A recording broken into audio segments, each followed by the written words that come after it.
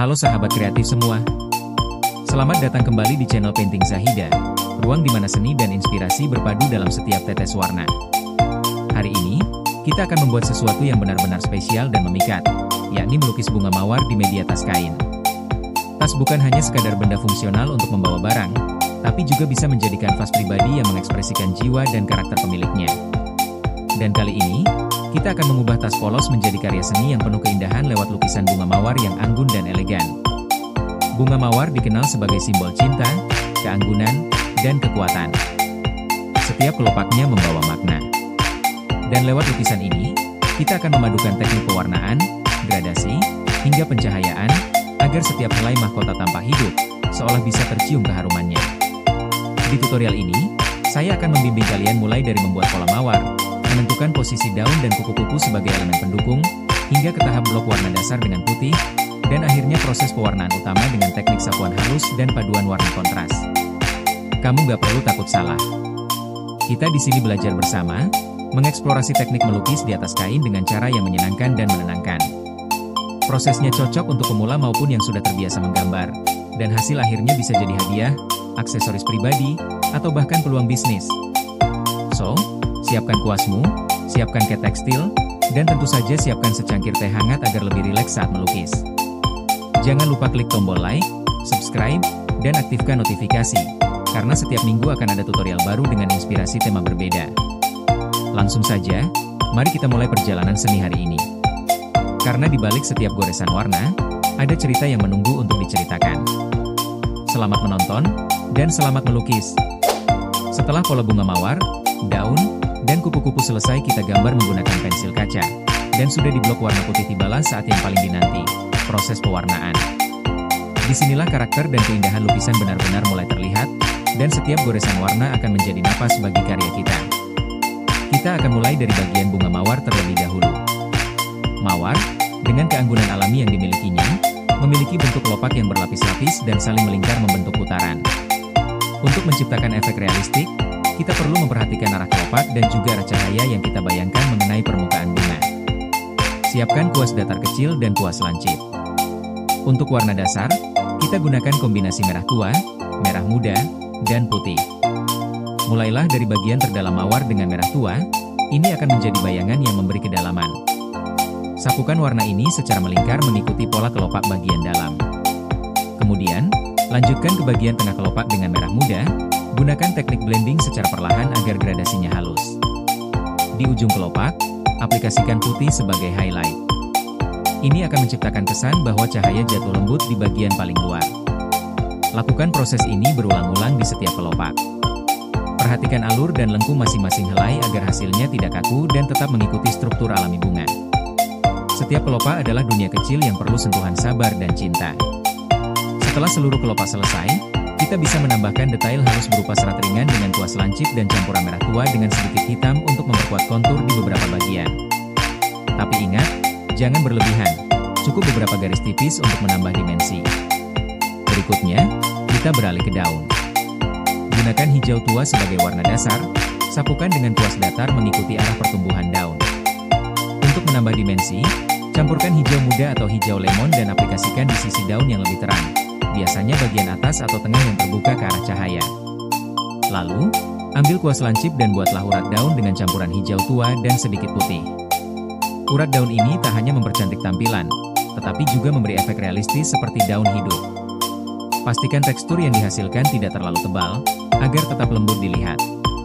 Setelah bunga dan daun selesai, kita masuk ke bagian kupu-kupu, elemen kecil yang akan memberikan sentuhan imajinatif dan keceriaan pada lukisan ini. Gunakan warna-warna cerah atau kontras, seperti biru tua dan ungu, atau bisa juga oranye dan kuning, tergantung selera. Sayap kupu-kupu bisa dibagi menjadi dua warna gelap di bagian luar dan warna terang di bagian dalam. Gunakan teknik blending dari ujung ke tengah untuk memberi efek transparan seperti sayap sungguhan. Tambahkan bintik-bintik putih kecil di tepi sayap, dan gunakan kuas sangat kecil untuk menggambar tubuh kupu-kupu di tengah dengan warna gelap seperti hitam atau coklat tua. Untuk memberi efek cahaya, beri highlight putih tipis di bagian atas tubuh dan sayap menggunakan kuas runcing. Detail ini kecil, tapi sangat mempengaruhi daya hidup dan ekspresi visual lukisan. Ketika ketiga elemen utama, mawar, daun, dan kupu-kupu, sudah selesai diwarnai, biarkan lukisan mengering selama beberapa jam agar warnanya benar-benar meresap ke kain. Setelah kering, kamu bisa memberikan sentuhan akhir berupa outline halus atau sedikit bayangan tambahan di sisi-sisi elemen untuk menambah kedalaman. Kini, tas yang sebelumnya polos telah berubah menjadi karya seni yang anggun dan mempesona. Setiap warna bercerita, setiap goresan menggambarkan perasaan. Dan yang paling penting, karya ini adalah hasil dari proses yang kamu nikmati dan jalani dengan sepenuh hati. Selamat melukis, sahabat kreatif. Terus berkarya dan jangan pernah ragu menuangkan warna-warna jiwamu ke dalam setiap media. Karena seni bukan tentang kesempurnaan, melainkan tentang keberanian mengekspresikan keindahan yang kita rasakan. Setelah seluruh elemen utama, bunga mawar, daun, dan kupu-kupu, selesai diberi warna dasar dan gradasi, kini kita memasuki tahap yang sangat penting dalam proses melukis, pemberian detail. Detail adalah elemen yang membawa lukisan kita dari sekadar bagus menjadi hidup. Ia seperti bisikan terakhir yang menyempurnakan cerita dalam setiap sapuan warna. Kita mulai dari bunga mawar.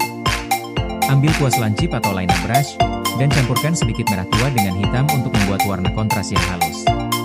Dengan tangan yang ringan, tarik garis-garis tipis mengikuti lekukan kelopak, bukan menggambar ulang polanya, tapi memperkuat bentuknya. Garis ini harus mengikuti alur alami kelopak agar terkesan seperti lipatan bunga asli. Beberapa bagian yang lebih dalam bisa diberi aksen bayangan tambahan menggunakan warna merah gelap atau coklat kemerahan.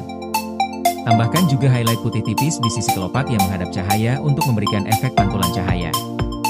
Teknik ini akan membuat kelopak tampak lebih berdimensi dan menyala lembut. Selanjutnya kita ke daun.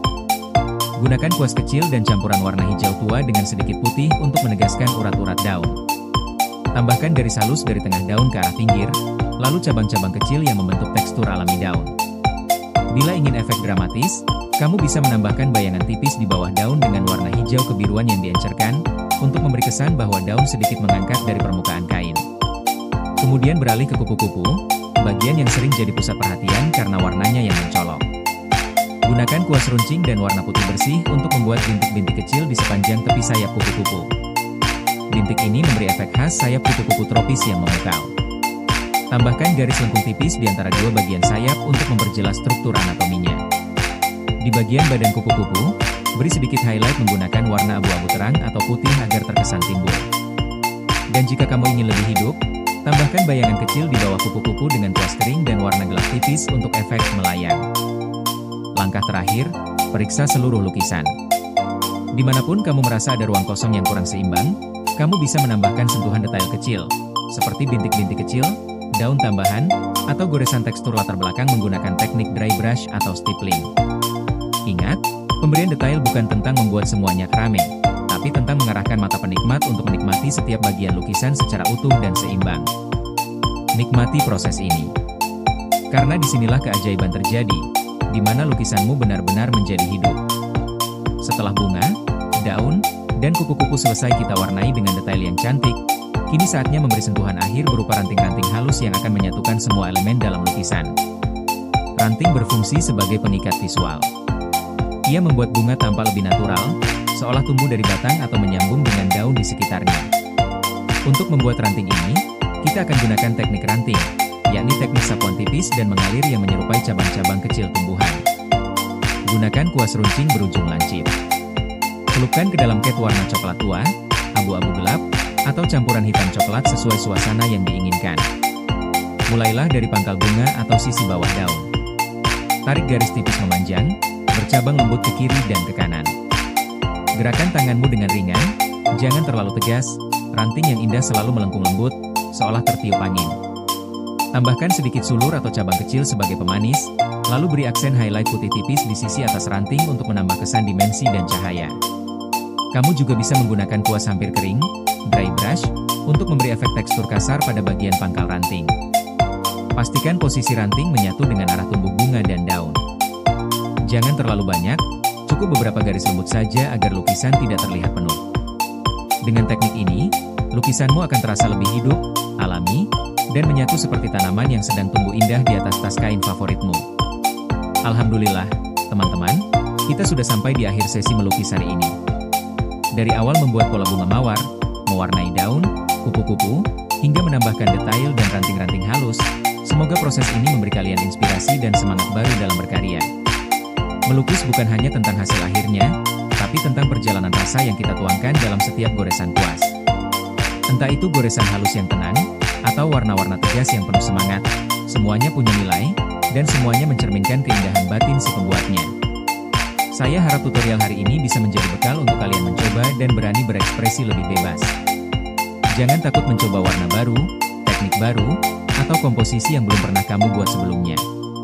Karena dalam dunia seni, tidak ada batas. Yang ada hanya keberanian untuk mencoba dan keikhlasan untuk menikmati proses.